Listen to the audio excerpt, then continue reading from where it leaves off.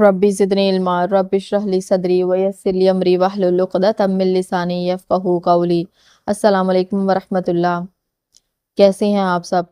उम्मीद है कि सब खैरियत से होंगे। और हमारा जो अभी तक सूरह बकरा का हमने 169 आयत तक तर्जुमा और तफसीर देख लिया है, समझ लिया है, पढ़ लिया है, वो आप सब ने उन वीडियोस को मुकम्मल कर लिया होगा। और अगर किसी की वीडियोस रह गई हैं तो बराए मेहरबानी वो जल्दी कर ले, क्योंकि अगर आप पीछे रह गए, बहुत सारी वीडियोस आपके पास जमा हो गई, तो फिर बड़ा मुश्किल हो जाएगा साथ चलना। और अभी हम थोड़ा सा रिवाइज कर लेते हैं आगे शुरू करने से पहले कि हमने 169 आयत तक जो पढ़ा था, अभी पिछला जो हमारा लेसन था उसमें हमने क्या चीज़ें देखी थी। उसमें बेसिकली हमने उन लोगों के बारे में जाना था कि जो लोग ऐसे लोगों को अपने ऐसे लोगों के ताबेदार हो जाते हैं, पेशवा बना लेते हैं, ठीक है, और उनको अपना मतलब बड़ा कुछ हस्ती मान कर उनको शिर्क में मुब्तला हो जाते हैं। और वो खुदा न खास्ता, अल्लाह माफ़ करे अगर ऐसा लोग करते हैं, जो हम में से भी कई लोग हो सकते हैं कि जो अल्लाह के सिवा किसी और से मांग रहे होते हैं, तो उनकी बेजारी के बारे में है कि वो बुजुर्ग या वो हस्तियां जो होंगी वो क़यामत के दिन इतने बेजार होंगे कि फिर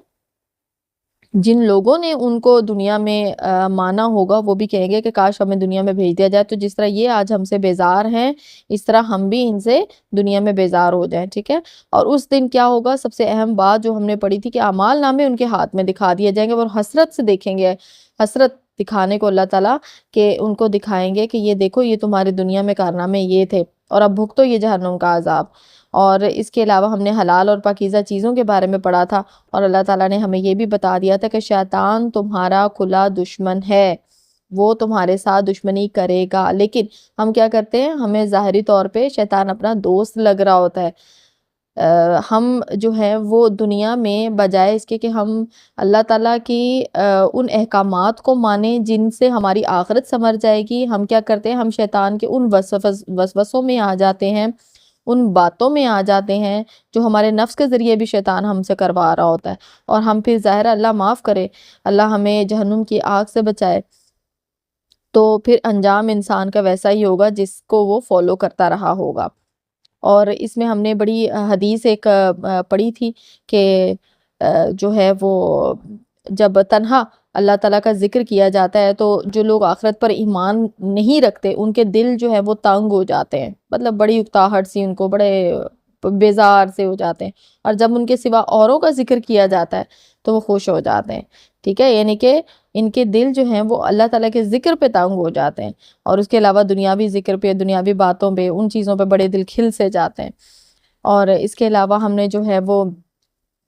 आगे भी इन आयात में से आएगा हलाल और हराम का जिक्र, अभी आगे भी हम पढ़ेंगे इंशाल्लाह। और आज हम शुरू करते हैं अपना आयत नंबर 170 से।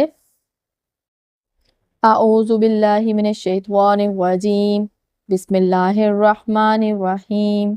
वइज़ा क़ीला लहुमुत्तबिऊ मा अंज़लल्लाहु क़ालू बल नत्तबिउ मा अल्फ़ैना अलैहि आबाअना अवलौ काना आबाउहुम ला यअक़िलून शैअन वला यहतदून। और उनसे जब कहा जाता है कि अल्लाह ताला की उतारी हुई किताब की ताबेदारी करो, तो जवाब देते हैं कि हम तो उस तरीके की पैरवी करेंगे जिस पर हमने अपने बाप दादों को पाया, गो उनके बाप दादा बेअक्ल और गुमराह ही क्यों ना हो। अब ये देखें, यहाँ पर बड़ी अहम बात की गई है कि जो मुशरिकीन थे वो ये करते थे, और इस आयत को हम बाद में अपने हालात पर भी देखेंगे कि वो ये करते थे कि उनके लिए अपने बाप दादों के वो बुत जो उन्होंने रखे हुए थे उनको छोड़कर उनके यानी कि जो आप कह रहे हैं कि एंसेस्टर्स ने जो जिनको वो पूजते रहे उनको छोड़कर नए दीन को मानना उनके लिए बहुत ज़्यादा मुश्किल था। और उनको ये लगता था कि ये पता नहीं हमारे जो आबा अजदाद उनके ये दुश्मन हैं, शायद पता नहीं क्या हमसे कोई ऐसी बात की जा रही है जिसका हमें नुकसान ही होगा, हमें फ़ायदा नहीं होगा। तो यहाँ पर अल्लाह ताला ने बता दिया, क्या उनको कन्फर्म था कि उनके जो बाप दादा हैं या जो भी उनके आबा हैं तो वो क्या अक्ल वाले थे, दानिश्वर थे, और हो सकता है कि वो गुमराह भी हों, ठीक है। تو ہمیں جو ہے نا، ہم نے ان آیات کو اپنے اوپر رکھ کر دیکھنا ہے کہ کہیں ہمارے میں سے تو ایسا نہیں ہم سوچ رہے، ہمارے گھروں میں، ہمارے فیملیز میں بہت ساری رسمیں ایسی ہوتی ہیں جس کا دین سے دور تک کوئی تعلق نہیں ہوتا، لیکن کیونکہ ہماری فیملی میں وہ چیزیں پیچھے سے ہوتی آئی ہیں، اب ہمیں مجبوراً وہ کرنا ہے آگے۔ اور زیادہ بتانے کی ضرورت نہیں ہے، ہم سب کو معلوم ہے کہ ہم اپنی غم کی حالت میں اور اپنی خوشی کی حالت میں ہم اسلام کو کتنا فالو کر رہے ہوتے ہیں۔ ہم اپنے انہی آباء و اجداد پہ، وہی ہماری جو رسمیں خاندانی چل رہی ہوتی ہیں، کسی کی فوتگی پہ بھی اور کسی کی شادی پر بھی، دونوں صورتوں میں ہم کیا کرتے ہیں، ہم فالو کر رہے ہوتے ہیں زیادہ تر جو ہے وہ انہی رسموں کو، اور ہم یہ بھول جاتے ہیں کہ کیا ہمارے آباء و اجداد یا ہمارے پچھلے جتنے بھی تھے، کیا وہ دین پر تھے، یا وہ ہو سکتا وہ بھی گمراہی ہوں، تو ہم بھی پھر گمراہی کے راستے پہ چلنے والے ہو گئے نا، ٹھیک ہے۔ تو اب اس میں دیکھیں، دنیا میں جو دنیاوی ہماری رسمیں ہوتی ہیں، یا دنیاوی ہماری جو بھی آپ کہہ لیں کہ ہماری لائف میں چینجنگز آ رہی ہوتی ہیں، جیسے ہمارے آباء و اجداد تو میوزک نہیں سنتے ہوں گے، ہو سکتا ہے وہ سنتے ہوں، ہو سکتا ہے وہ آج کا میوزک نہ سنتے ہوں، تو ہم کیا کر رہے ہیں، ہم بھی تو یہ کام کر رہے ہیں نا۔ ہمارے لباس میں کتنی تبدیلی آ چکی ہے، ہم اپنے کھانے پینے میں کتنے تبدیلی اپنے آباء و اجداد سے، ہم دنیاوی لحاظ سے تو اپنے اندر تبدیلیاں ایکسیپٹ کر لیتے ہیں، لیکن جو ہمارے آباء و اجداد نے دین کو جس طرح بھی انہوں نے فالو کیا، کہ ہم نئی ریسرچ کر کے ہم یہ نہیں سوچ سکتے کہ ہاں ہم تو یہ کام کرتے رہے ہیں لیکن یہ دین میں نہیں ہے، لیکن یہ دین میں اس طرح سے نہیں ہے جس طرح سے ہم آج تک کرتے رہے ہیں۔ تو ہمیں کیا کرنا ہے، ہمیں اپنی آنکھیں اور کان کھلے رکھنے ہیں، ہمیں خود ریسرچ کرنی ہے، اور ہمیں دیکھنا ہے کہ ہمارے پروردگار نے ہم سے بیسیکلی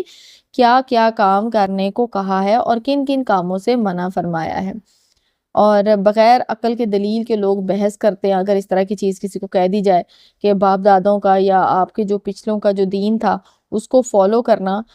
بلائنڈلی ضروری نہیں ہے، آپ خود ریسرچ کریں، تو پھر وہ کہنے لگ جاتے ہیں کہ کیا ہمارے جاہل تھے ہمارے پچھلے؟ تو بھئی بالکل ہو سکتے ہیں جاہل، بے عقل ہو سکتے ہیں، گمراہ ہو سکتے ہیں، ضروری نہیں ہے بلائنڈلی ہم کسی کو بھی فالو کرنے نکل پڑے۔ ہمیں خود تحقیق کرنی چاہیے، ہمیں خود چیزوں کو سمجھنا چاہیے اپنی عقل و فہم کو استعمال کرتے ہوئے۔ اور اس کے علاوہ ہم آگے دیکھ لیتے ہیں آیت نمبر 171۔ وَمَثَلُ الَّذِينَ كَفَرُوا كَمَثَلِ الَّذِي يَنْعِقُ بِمَا لَا يَسْمَعُ إِلَّا دُعَاءً وَنِدَاءً صُمٌّ بُكْمٌ عُمْيٌ فَهُمْ لَا يَعْقِلُونَ۔ کفار کی مثال ان جانوروں کی طرح ہے جو اپنے چرواہے کی صرف پکار اور آواز ہی کو سنتے ہیں، سمجھتے نہیں،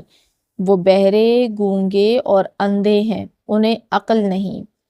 اب یہ دیکھیں یہاں پر مثال دی گئی ہے کفار کی، اور کفار کون ہے؟ کفر کرنے والے، یعنی کہ انکار کرنے والے، اور انکار کرنے والے کافر، مطلب کفار کی بات کی جا رہی ہے یہاں پہ، کہ ان کی مثال ان جانوروں کی سی ہے، جیسے جانوروں کو چرواہا لے کر جاتا ہے اور پھر وہ ان جانوروں کو جس طرح کی اس کی آواز وہ نکالتا ہے، یا جو اس کا اشارہ ہے، ایک مخصوص اشارہ ہے، جیسے ہی وہ کرتا ہے، پکارتا ہے ان کو، تو وہ کیا کرتے ہیں، وہ فٹ سے اس کی طرف آ جاتے ہیں، جو وہ اشارہ کرتا ہے اس کی طرف آ جاتے ہیں۔ اور ان بھیڑ بکریوں کو کچھ پتہ نہیں ہوتا کہ ہمیں یہ ذبح کرنے کے لیے بلا رہے ہیں، یا ہمیں یہاں پر چارہ دینے کے لیے بلایا جا رہا ہے، یا ہمیں کس لیے بلایا جا رہا ہے، ان کو کچھ پتہ نہیں ہوتا، لیکن کیا کرنا، انہوں نے صرف چرواہے کی آواز سننی ہے اور سن کر وہی بس کر لینا جو وہ کر رہے ہیں، ٹھیک ہے، لیکن وہ سمجھتے نہیں ہیں۔ سمجھتے مطلب ان کو آواز کا مطلب نہیں پتہ چلتا کہ ہمیں یہ کس اینگل سے بلایا جا رہا ہے، ہو سکتا ہے ہمارا یہاں پہ قربانی کر دی جائے، ہمارے ذبح کر دیا جائے، کچھ پتہ نہیں ہے۔ تو کیا ہے یہاں پر اللہ تعالیٰ نے کیا کہا ہے کہ وہ بہرے ہیں،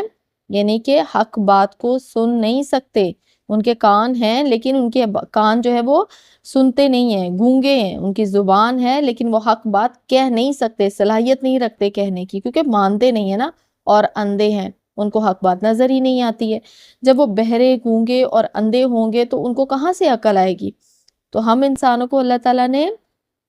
کان دیا ہے، آنکھیں دی ہیں، اور بولنے کے لیے زبان دی ہے، ہمیں حق بات کو سننا ہے اور پھر ہمیں حق بات کو ہی آگے پہنچانا ہے۔ یہی آیت ہم نے سورہ بقرہ کی، اگر آپ کے پاس اس وقت قرآن پاک کھلا ہوا ہے تو آپ دیکھ لیں، سورہ بقرہ کی آیت نمبر 18 میں یہ ریپیٹ ہوا ہے وہاں پر بھی ہم نے یہ آیت پڑھی تھی جہاں پہ ذکر ہو رہا تھا کہ جو لوگ ایمان لاتے ہیں وہ کہتے ہیں کہ جب وہ اپنے بڑوں کے پاس جاتے تھے، یعنی کہ جو مشرکین تھے، تو ان کو کہتے تھے ہم تو ویسے ہی ایمان لائے ہیں، مطلب جھوٹی پوٹی کا ہم صرف مذاق ہی کرتے ہیں ان کے ساتھ بیٹھے ہوئے. تو ان کی مثال اللہ تعالیٰ نے دی تھی، اور اس کے بعد یہاں پر ذکر کیا تھا سمم بکمن عمیون فہم لا یرجعون، یعنی کہ وہ بہرے ہیں، گونگے ہیں، اندھے ہیں اور وہ نہیں لوٹتے. اور سیم یہی آیت یہاں پر آئی ہے کہ ان کو عقل ہی نہیں ہے. تو یہاں پر تھوڑا سا نا ہم نے ذرا اپنے ہر چیز کو ہم نے تھوڑا سا نا اپنے اینگل سے دیکھنا ہے کہ ہم میں سے بھی بہت سے لوگ ایسے ہیں کہ ہمارے پاس آیات سامنے نظر آ رہی ہوتی ہے ہمیں، اور ہم ان کو پڑھے ہوتے ہیں، اور پھر ہم ان کو اسکرول کر دیتے ہیں، اگنور کر دیتے ہیں، اور ہم آگے چلے جاتے ہیں. ہمیں سمجھ میں نہیں آتا کہ یہ شاید ہمارے لیے نہیں ہے، یہ قرآن کی آیت جو پڑھی جا رہی ہے یہ ہمارے لیے نہیں ہے، ہمیں ایسا لگتا ہے، اور پھر ہم اس کو اگنور کر کے آگے چلے جاتے ہیں. جبکہ ہو سکتا ہے اس آیت کے اندر اللہ تعالیٰ آپ کو کوئی میسج دے رہے ہوں جو آپ کی زندگی کے لیے، آپ کے ان حالات کے لیے ہی ہو. کئی بار ایسا ہوتا ہے نا کہ ہم کسی مشکل میں، کسی پریشانی میں، یا کسی بھی اسٹیٹ آف مائنڈ میں ہوتے ہیں، اور اللہ تعالیٰ ہمارے سامنے اس طرح کے حالات لے آتا ہے کہ ہمیں اچھے سمجھ میں آنا شروع ہو جاتا ہے کہ اچھا ٹھیک ہے، یہ اس کا مطلب ہے کہ ہم سے یہ اللہ تعالیٰ کام لینا چاہ رہے ہیں. لیکن جب ہم غور و فکر ہی نہیں کریں گے تو ہمیں پتہ کیسے چلے گا؟ ہمیں تو بالکل بھی پتہ نہیں چلے گا. ہم تو پھر وہی بات ہے نا، سمن بکمن عمیون، چلتا جا رہا ہے کام، گونگے اندھے بہرے. اور ہمیں اپنی عقل کو ہر وقت استعمال کرنا ہے، بس اپنے شعور کو جو ہے نا وہ بیدار رکھنا ہے. اور آگے ہم دیکھ لیتے ہیں، آگے بات کی گئی ہے شکر کرنے والوں کے بارے میں. بسم اللہ. یہ ہماری آیت نمبر 172. یا ایھا الذین آمنوا کلوا من طیبات ما رزقناکم واشکروا للہ ان کنتم ایاہ تعبدون. اے ایمان والو، جو پاکیزہ چیزیں ہم نے تمہیں دے رکھی ہیں انہیں کھاؤ، پیو اور اللہ تعالیٰ کا شکر کرو اگر تم خاص اسی کی عبادت کرتے ہو. اب دیکھیں یہاں پر آپ غور کریں کہ یہاں پہ طیبات کا ذکر کیا گیا. ہم نے پیچھے آیت پڑھی تھی، آیت نمبر 168 تھی. یا ایھا الناس کلوا مما فی الارض حلالا طیبا، لوگوں زمین میں جتنی بھی حلال اور پاکیزہ چیزیں انہیں کھاؤ. ٹھیک ہے، یہ ظاہر ہے حلال چیز ہی پاکیزہ ہوتی ہے نا. جو چیز حلال ہوگی وہی پاکیزہ ہوگی، وہی صاف ستھری ہوگی، وہی ہر طرح کے آپ کہہ لیں کہ چیزوں سے، ہر طرح کی بری چیزوں سے پاک ہوگی. تو جو حرام چیز ہے وہ تو پاک نہیں ہو سکتی نا. تو یہاں پر اللہ تعالیٰ نے اے ایمان والو، یعنی کہ جو لوگ ایمان رکھتے ہیں، ایمان والوں سے اللہ تعالیٰ نے بات کی ہے کہ جو پاکیزہ چیزیں ہم نے تمہیں دے رکھی ہیں انہی کو استعمال کرو، انہی کو کھاؤ پیو، یعنی کہ صاف ستھری خوبصورت چیزوں کو استعمال کرو اور اللہ تعالیٰ کا شکر کرو. دیکھیں نا، واشکروا للہ یعنی کہ اللہ تعالیٰ کا شکر کرو. اور میں نے کچھ دن پہلے گروپ میں شیئر کیا تھا، اگر آپ لوگوں نے وہ دعا یاد کر لی ہو، ربی آئینی علی ذکرک و شکرک و حسن عبادتک، یعنی کہ ہمیں اللہ تعالیٰ کا شکر کرنا ہے ہر عبادت کے بعد. ٹھیک ہے، اور یہاں پر اللہ تعالیٰ نے کہا ہے. اور آپ کو پتہ ہے یہ چیزیں تو وہ ہیں کہ جو شروع سے اللہ تعالیٰ انسانوں کو بتاتے رہے کہ کبھی بھی اللہ تعالیٰ نے کسی بھی صحیفے میں، کسی بھی کتاب میں اللہ تعالیٰ نے وہ چیزیں الاؤ نہیں کی ہیں کرنے کے لیے کہ جو ابھی بعد میں منع کی گئی. ٹھیک ہے، ایسا نہیں ہے کہ ابھی حلال کی بات کی جا رہی ہے تو پہلے وہ کھانا الاؤ تھا، ایسا نہیں ہے. کیونکہ اوبیسلی اللہ تعالیٰ نے جن چیزوں سے ہمیں منع فرمایا ہے وہ انسان کے لیے ٹھیک نہیں ہے، اسی لیے ان کو حرام قرار دیا گیا. اور ہماری سائنس بھی آئے دن ہمیں بہت ساری چیزوں سے بتاتی رہتی ہے کہ ہاں اگر ہم یہ چیز کھاتے ہیں تو اس کا نقصان کیا ہے. ٹھیک ہے، تو یہاں پر اللہ تعالیٰ نے انسانوں کو بتا دیا ہے کہ تم لوگوں نے صرف وہی چیزیں کھانی ہیں جو کہ طیبات ہیں، یعنی کہ پاکیزہ چیزیں ہیں جو حلال ہیں. ٹھیک ہے، اور یہاں پہ آپ کو پتہ ہے کہ جو مشرکین تھے وہ کرتے تھے اس طرح کے کام کہ جو حلال کی ہوئی چیزیں تھیں، جیسے ہم نے پہلے بھی پڑھا تھا کہ وہ جانوروں کے کسی بھی اپنے بتوں کے نام جانوروں کو کر دیتے تھے، اور پھر وہ ان جانوروں کو خود پر حرام کر لیتے تھے. یعنی کہ وہ جانور تو حلال ہے، گائے بھیڑ بکری حلال ہے، لیکن کیونکہ انہوں نے اپنے کسی بت کے نام سے منسوب کر دیا اس کو، تو اب وہ چیز جو ہے وہ حرام ہو گئی ہے. ٹھیک ہے، تو یہاں پر اللہ تعالیٰ بتا رہے ہیں کہ اگر تو یہ بات چیز ہے، پاکیزہ چیز ہے، تو اس کو استعمال کرو. ٹھیک ہے، آگے دیکھیں آیت نمبر 163. انما حرم علیکم المیتۃ والدم ولحم الخنزیر وما اہل بہ لغیر اللہ. فمن اضطر غیر باغ ولا عاد فلا اثم علیہ ان اللہ غفور الرحیم۔ تم پر مردہ اور بہا ہوا خون اور سور کا گوشت اور ہر وہ چیز جو اللہ کے سوا دوسروں کے نام پر مشہور کی جائے حرام ہے۔ پھر جو مجبور ہو جائے اور وہ حد سے بڑھنے والا اور زیادتی کرنے والا نہ ہو تو اس پر ان کے کھانے میں کوئی گناہ نہیں، اللہ تعالیٰ بخشش فرمانے والا ہے، مہربان ہے۔ اب یہ دیکھیں یہاں پر 4 چیزیں ایسی ہیں جن کے حرام ہونے کا اللہ تعالیٰ نے یہاں بتا دیا ہے، اور یہ صرف 4 چیزیں نہیں، اس کے علاوہ بھی بہت ساری چیزیں ہیں جو حرام ہیں، لیکن یہاں پر ان چیزوں کا ذکر اس لیے کیا گیا کیونکہ مشرکین مکہ سے آپ کہہ لیں کہ ان کے ہاں کچھ رسمیں ایسی تھیں، کچھ چیزیں ایسی استعمال، جیسے ہم نے پہلے بتایا کہ وہ جانوروں کو کرتے تھے، تو اس بارے میں اللہ تعالیٰ نے کہا کہ یہ جو تم لوگ حلال جانوروں کو بھی حرام کر لیتے ہو نا، یہ اس طرح نہیں ہے کہ اللہ تعالیٰ نے ان کو حلال ہی کیا، تم پر کھا سکتے ہو اس کو، لیکن تمہارا طریقہ کار غلط ہے۔ اور یہ حرام چیزیں جن کو منع کیا کہ وہ یہ ہیں، ان کو بتایا گیا کہ وہ یہ ہیں، ٹھیک ہے؟ جیسے مردہ جانور ہے، اب مردہ جانور ہے، جانور مر گیا ہے، وہ کسی بھی بیماری کی وجہ سے، کسی حادثے کی وجہ سے، یا کسی نے اس کو چوٹ پہنچائی اور وہ مر گیا، ٹھیک ہے؟ وہ جانور آپ استعمال نہیں کر سکتے، وہ مر گیا ہے، اس کے اندر خون جم گیا ہے اور وہ جانور جو ہے وہ ڈیڈ ہے، ٹھیک ہے؟ اس کو آپ استعمال نہیں کر سکتے، وہ مردہ جانور ہے۔ پھر آگے بہا ہوا خون، یعنی کہ جو خون بہہ گیا ہے یا نکل گیا ہے اس کے اندر سے، اور جو آپ کہہ لیں کہ اس خون کو، یعنی کہ جو جانور کا خون ہے اس کو استعمال نہیں کر سکتے۔ اب جیسے ہم قربانی کرتے ہیں تو آپ نے نوٹس کیا ہوگا کہ ہلکی سی شہرک کو کاٹ کے تھوڑی دیر کے لیے اینیمل کو چھوڑ دیا جاتا ہے، وہ کس لیے؟ تاکہ اس کی باڈی کا سارا خون جو ہے وہ نکل جائے وہاں سے، ٹھیک ہے؟ اور جب وہ خون نکل جاتا ہے تو obviously وہ خون تو قابل استعمال نہیں ہو سکتا نا، اس خون کو تو استعمال نہیں کیا جا سکتا، اور جو جسم ہے جانور کا، اس کے اندر سے جب سب خون نکل جاتا ہے تو اس کے اندر جو ہے وہ خون اس طرح سے موجود نہیں رہتا، اور ہاں اگر تھوڑا بہت رہ جائے تو وہ مطلب اتنا اس کا اتنا مسئلہ نہیں ہے۔ جیسے کہ ہم یہ اس کا کلیجی اور تلی کی بات کریں تو یہ 2 خون ہیں جو حدیث کی روح سے جو ہیں وہ حلال ہیں، ٹھیک ہے؟ ان کو استعمال کیا جا سکتا ہے۔ اور اس کے علاوہ نیکسٹ دیکھیں سور کا گوشت، اور obviously سور کا گوشت جو ہے یہ حرام ہے، اور اس کی بھی بہت ساری ریزنز ہیں، جیسے کہ یہ جانور ہی ایسا ہے جو گندگی کو کھاتا ہے، تو یہ کیسے ہمارے لیے حلال ہو سکتا ہے؟ تو اللہ تعالیٰ نے دیکھیں ہمارے لیے کتنا فائدہ کیا۔ اور آگے دیکھیں اور ہر وہ چیز جو اللہ کے سوا دوسروں کے نام پر مشہور کی جائے حرام ہے، ہر وہ چیز جو اللہ کے سوا دوسروں کے نام پر مشہور کی جائے۔ غور کرنا ہے آپ نے اس بارے میں، کیونکہ ہمارے ہاں کچھ چیزیں ایسی ہوتی ہیں کہ ہم درباروں پہ جاتے ہیں اور وہاں پہ ہم نے کوئی منت مانگی ہوتی ہے اور وہاں پہ ہم جانور کو ذبح کرتے ہیں، اور یقین کریں کہ وہ جانور جو ہے وہ حلال نہیں ہوتا، کیونکہ آپ نے کیا کیے؟ آپ نے اللہ کے سوا کسی اور، بے شک آپ نے اللہ کا نام لیا، لیکن آپ کا اٹینشن کیا ہے آپ کی کہ آپ اس دربار پہ گئے ہیں اور آپ نے وہاں جا کے اس کو ذبح کیا ہے، تو وہ جانور آپ کے لیے حلال نہیں ہو سکتا۔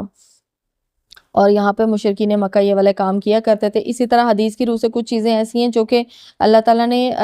منع فرمائی ہیں، جیسے کہ یہ گدھا ہے، کتا ہے، ان کو کھانا حرام ہے، ٹھیک ہے؟ یہ جانور ایسے حرام ہے۔ اس کے علاوہ اللہ تعالیٰ نے جو چیزیں حلال کی ہیں ان سب کو استعمال کرنا چاہیے۔